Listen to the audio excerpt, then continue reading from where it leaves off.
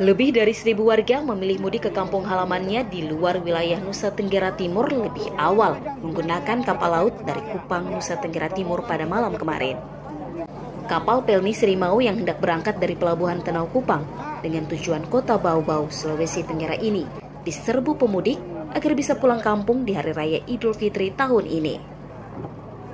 Para pemudik mengaku memilih mudik menggunakan kapal laut karena harga tiket relatif murah ketimbang harga tiket pesawat yang sangat tinggi, meski harus berangkat lebih awal dari waktu liburan Idul Fitri.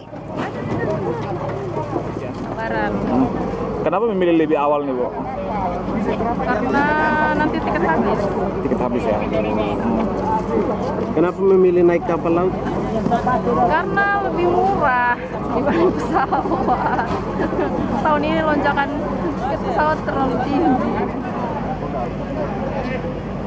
Selain harga tiket kapal laut relatif murah, pemudik memilih menggunakan transportasi laut agar dapat membawa barang dalam jumlah banyak. Sejauh ini arus mudik dari Pelabuhan Tenau Kota Kupang keluar wilayah NTT, khususnya ke wilayah bagian barat Indonesia, berjalan lancar dan aman. Kalix Taus, Kompas TV, Kupang, Nusa Tenggara Timur.